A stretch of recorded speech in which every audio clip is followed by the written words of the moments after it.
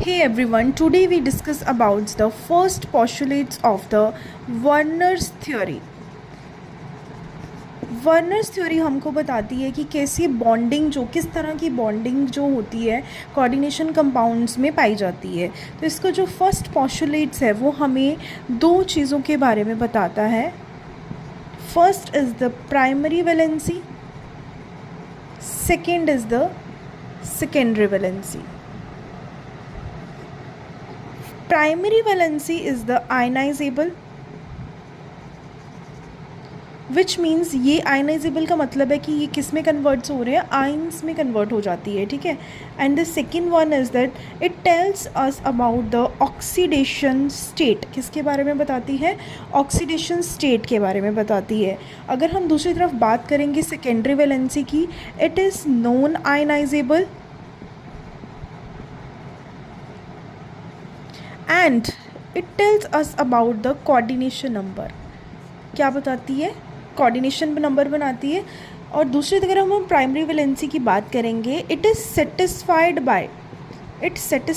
By negative ions. Negative ions इसको क्या करते हैं? सेटिस्फाई करते हैं. और अगर मैं बात करूं सेकेंडरी वैलेंसी को, तो it is only satisfied by negative and neutral. या तो ये नेगेटिव चार्ज होगा या तो क्या हो जाएगी, हमारे पास न्यूट्रल मॉलिक्यूल्स हो जाएंगे. तो let's talk about now let's take an example of first coordination compound which is COCl3 6NH3. अगर मैं इसको कोऑर्डिनेशन कंपाउंड की फॉर्म में लिखती हूँ तो CONH3 6Cl3.